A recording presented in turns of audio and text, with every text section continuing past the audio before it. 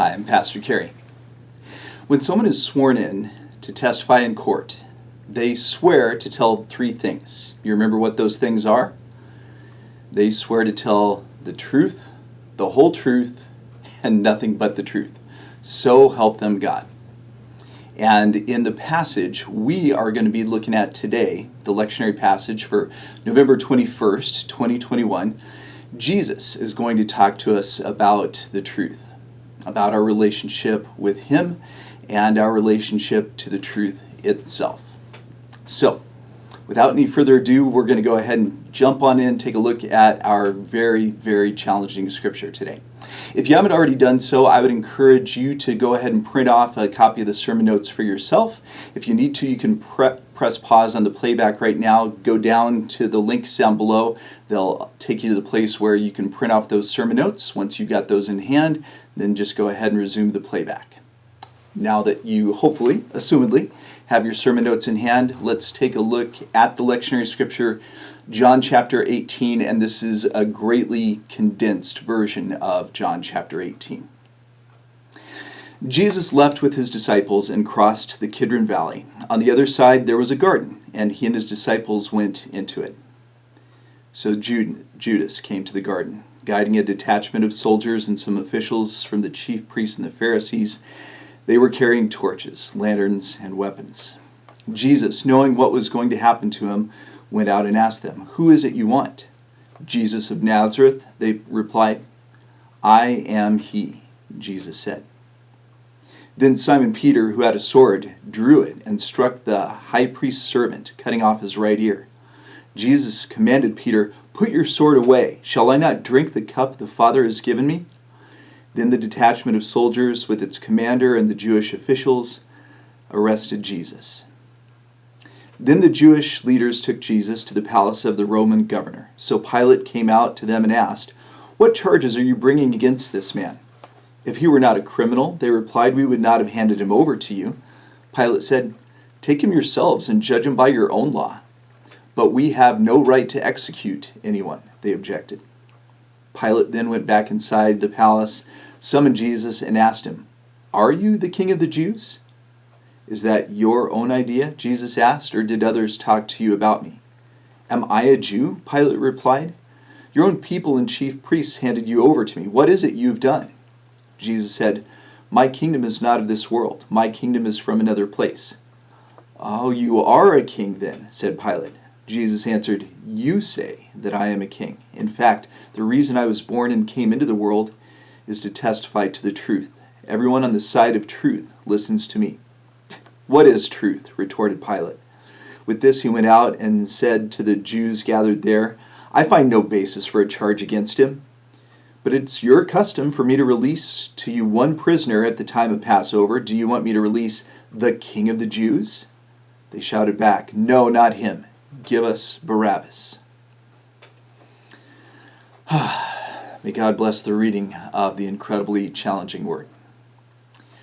So friends, I know you're familiar with this story. You have read this many times before. It is nevertheless an incredibly challenging passage, and it's one, obviously, that I had to condense greatly to get all of John chapter 18 onto one sheet of paper without going down to 4-point font. So let's do what we always do first of all. Let's go ahead and talk through the passage. I want to put a little bit finer point on several of the verses in this passage. And then, after we talk through this challenging passage, what I want to do is I want us to think about some of the challenging truths that this passage has for us to wrestle with as we contemplate it. So, just to bring you into the context for this passage, we're in the book of John, and immediately before this, Jesus and the disciples have been celebrating the Passover supper in the upper room. And it was in the upper room that Jesus instituted the Last Supper with the disciples. About halfway through that Last Supper, as you know, Judas bailed out of there. And of course, then Judas makes his reappearance in this passage, but not in a good way. So, they've just had the Passover supper. They just left. It tells us now that they have crossed the valley and they have gone to a garden. Of course, you know that the garden that they've gone to is the Garden of Gethsemane. Jesus went there. The parallel passages, Matthew, Mark, and Luke, tell us that he went there to pray. And then it tells us in this passage, and the parallel passages as well, that all of a sudden Judas shows up. But he's not alone. He has brought the religious officials and he's brought Roman soldiers with him. They are there to arrest Jesus. In this account, Jesus goes and says, "Who do you want?" And they say, "Jesus of Nazareth." And that, of course, is the name that Jesus most commonly was referred to in biblical times. And so Jesus gives an interesting answer. And what I want to do very quickly is I want you to just think back to the Old Testament when God appeared to Moses in the burning bush and sent Moses to the Hebrew people. And Moses said, "Look, I'll go to the Hebrew people, but they're going to want to know who sent me. So what's your name? Who should I tell them sent me?" You remember what God said to Moses? God told Moses, "I am who I am. You tell them I am sent you." So one of the names for God is simply I am. And so when they show up and they say, "We're looking for Jesus of Nazareth," and Jesus says, "I am he," it's no coincidence. This is a case where Jesus is confirming that he is God in the flesh. So, at that point, things start to get a little out of hand. Simon Peter, of all people, Simon pulls out his sword, and he goes and he attacks one of the people that has shown up. But before we say, "Oh, Peter, wow, that was really heroic on your part," I just want you to think about the fact that there are Roman soldiers galore who have shown up to arrest Jesus. And Peter doesn't go after one of the Roman soldiers. There are also religious leaders that have shown up. And it tells us specifically that the person that Peter attacked was a servant of one of the religious leaders. Now, biblical scholars tell us that the servants of these religious leaders were young acolytes most of the time. So, are you getting the picture here? Peter has gone and he has attacked basically a little kid. He skips the soldiers. He goes for the little kid. This is not heroic at all on Peter's part. And we can only speculate as to what was going through Peter's mind. And I know in sermons that I've given in the past, you may have heard me say this. I have a feeling that Peter thought that he was going to go and he was going to strike the first blow for this revolution. And Peter probably thought, or might have thought, that at this point a bunch of angels were going to show up. The people were going to rise up and they were going to usher in this new messianic age, and Jesus was going to overthrow the Roman Empire. And Peter was going to strike the first blow. But that wasn't what happened at all, was it? As a matter of fact, quite the opposite. Jesus, rather than saying, "Good going, Peter, you started the revolution," quite the opposite. Jesus goes and says, "Peter, what are you doing? Put your sword away." And the parallel accounts tell us that Jesus actually picked up this kid's ear off the ground because Peter had cut his ear off. And he heals this kid, thankfully, and then rebukes Peter. In this passage, he says to Peter, "Put your sword away. Shall I not drink the cup the Father has given me?" We're going to talk more about that here in a few minutes. In one of the parallel accounts, do you remember what Jesus said to Peter? He said to Peter, "Peter, don't you realize that he who lives by the sword will die by the sword?" So, totally rebukes Peter at this point. Now, in this particular passage, I had us skip way forward, all the way from verse 12 to verse 28. And if you're thinking to yourself, all right, so Pastor Kerry, what did you skip in there? Well, we skipped the first trials or first aspects of the trial where Jesus appeared before the religious leaders, and we also skipped the parts where Peter, even worse than what's already happened, where Peter denied Jesus several times. Now we're skipping all the way basically to the end, to verse 28. They take Jesus to the head honcho for the whole area, the governor of the province as far as the Romans were concerned, and this is Pontius Pilate. And if you know the story at all, you know that Pontius Pilate did not want any part of this mess, because Pontius Pilate knew that this was a mess. Pontius Pilate recognized that this was more of a religious dispute between the religious leaders and Jesus, and Pontius Pilate didn't want any part of that. And so they say, Pontius Pilate, you need to do something about this guy. And Pontius Pilate says, he's one of your guys. This is a religious dispute. You take care of it. And they say, yeah, we're not going to take care of it because we don't have the power to put him to death. Only you, Pontius Pilate, only you as the Roman governor have the power and the authority to put him to death. So at this point, the religious leaders have laid their cards on the table, and they've made it quite clear to Pilate that they want him to have Jesus put to death. So at this point, Pilate says, fine. And he goes into the palace, and he goes to Jesus. Now, the first thing that he says to Jesus is, are you the king of the Jews? And Jesus, of course, like we see throughout the Gospels, Jesus is pretty wise in the response that he gives to Pontius Pilate. He answers basically Pilate's question with another question. And he says, is that your idea, or did others tell you that about me? Because the issue is this. If Jesus is claiming to be a king, well then Pilate can put Jesus to death for that. Because as far as the Roman Empire was concerned, there's only one king, and that's Caesar. So if some dude, some rabbi in Judea is claiming to be the king, even the king of the Jews, then he can put him to death for that. But Jesus isn't going to fall into that trap.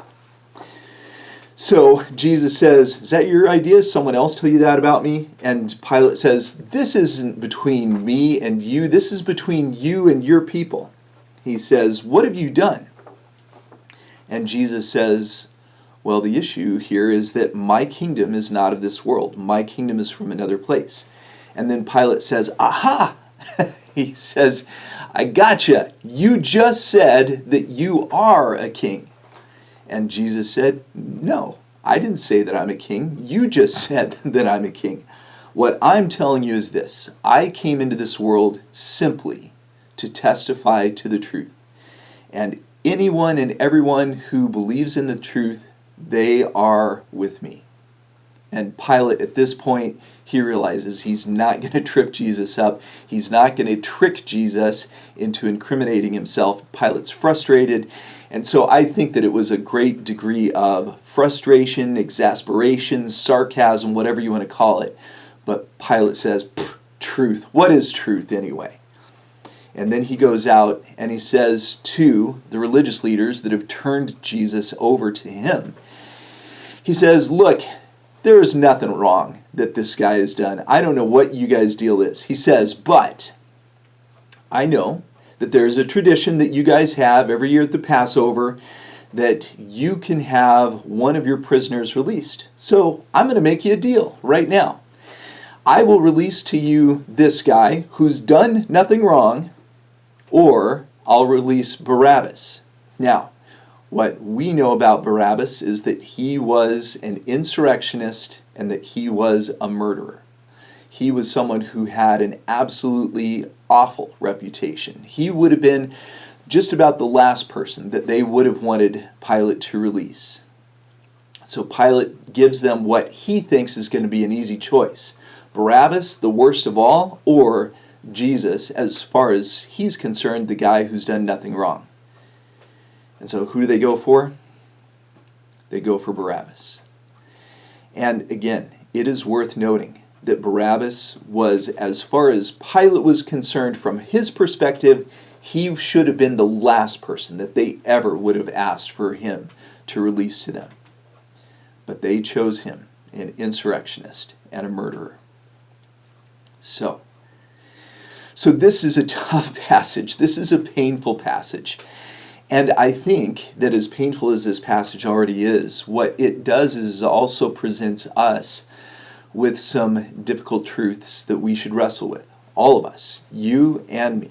And so let's go ahead And let's be brave, and let's go ahead and wrestle with these truths head on. Here is the first truth this passage has for us. Jesus didn't condone violence, at least not in this passage.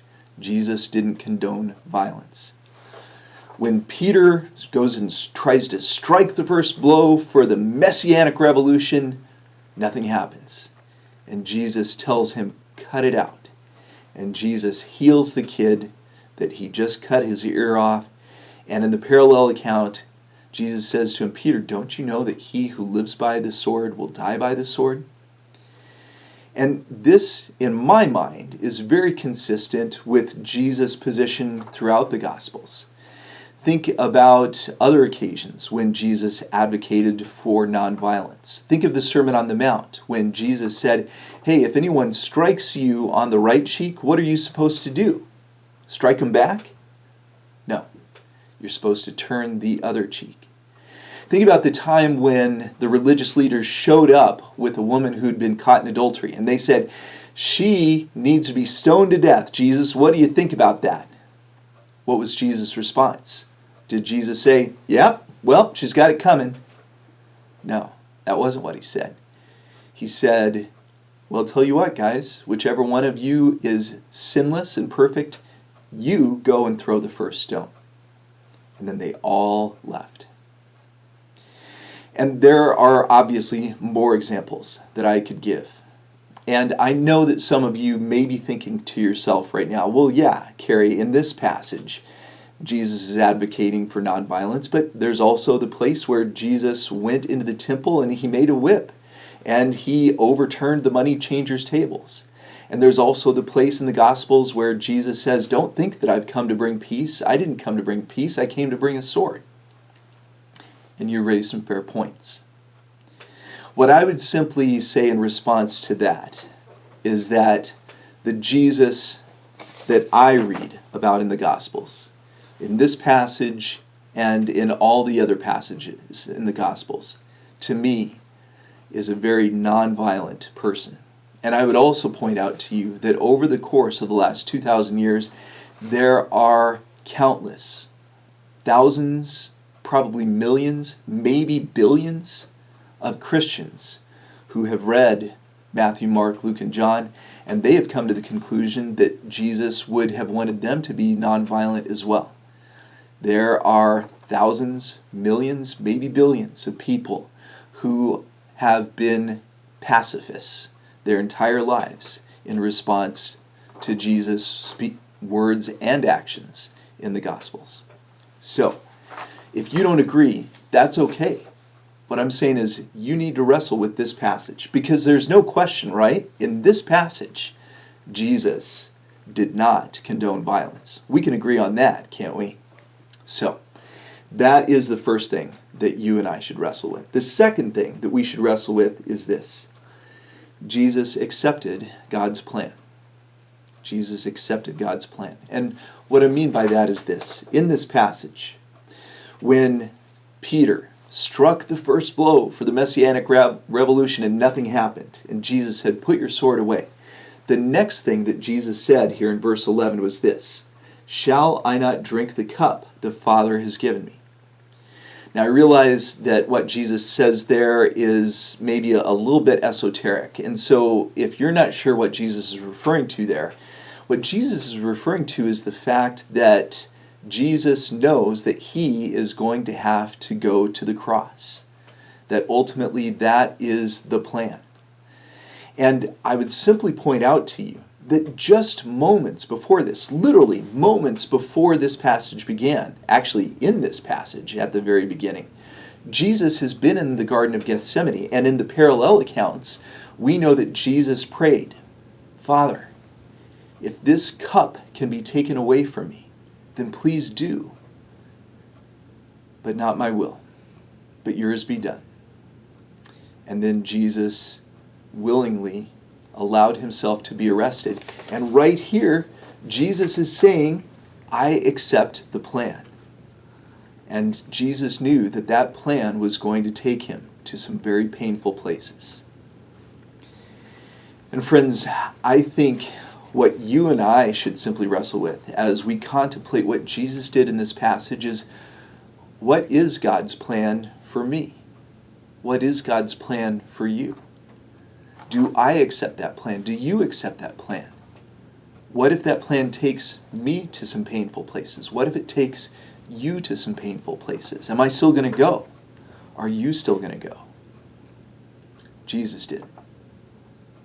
So that is the second thing we should wrestle with from this passage. The third undeniable truth we should wrestle with is this. Jesus expected his followers to be on the side of truth. Jesus expected his followers to be on the side of truth. And now, friends, to be clear, in this passage, when Jesus is talking about the truth, it seems pretty clear that he's talking about the good news, about the gospel, that God loves us, that God sent the Son has saved us through faith.